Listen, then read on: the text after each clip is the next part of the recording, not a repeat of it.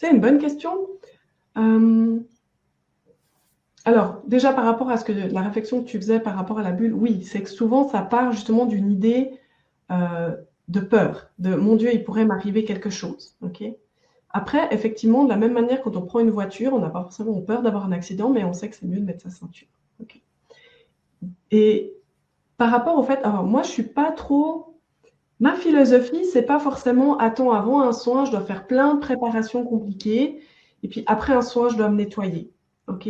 Moi, je préfère être dans une optique de, dans ma vie, j'ai l'hygiène tout le temps, et Mm. pas que le matin et le soir. Mm. Ok? Et pas que de temps en temps.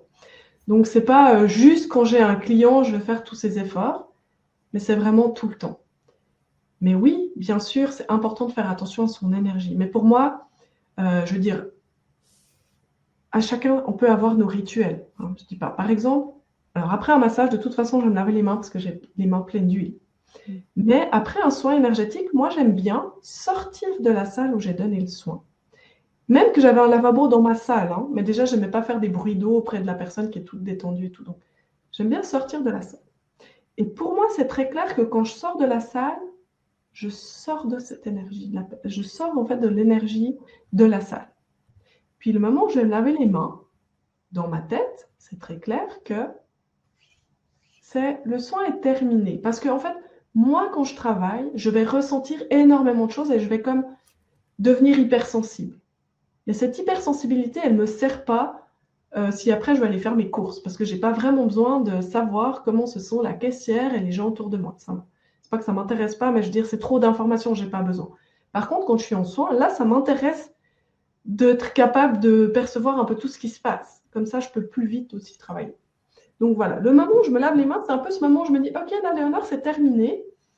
Et ça me permet comme de dresser mon cerveau. Mais c'est pas obligé de le faire. C'est juste, moi, j'ai choisi d'avoir ce rituel-là pour comme éduquer mon cerveau. C'est de la même manière que tu t'échauffes avant de faire du sport. Mm. C'est un claquage, voilà, par exemple. Ou tu sais, des fois, quand tu te laves les dents après un repas, ben, tu sais que c'est après le repas. Et moi, par exemple, quand j'étais dans des périodes de jeûne puis que j'avais envie de manger, ben, souvent, ce que je fais, c'est que j'allais me laver les dents. Puis après, Mm. on me dit, ah, t'as lavé les dents, c'est bon, t'as mangé. J'ai plus faim. Donc voilà. J'espère que ça répond bien à la question.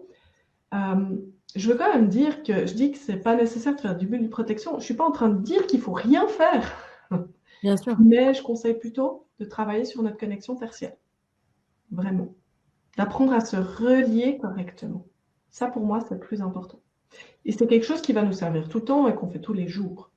Enfin, je suis pas en train de dire que tous les jours, tu dois faire un rituel pour te relier, parce que tu sais, un jour, on est relié, point. C'est Mm. tout.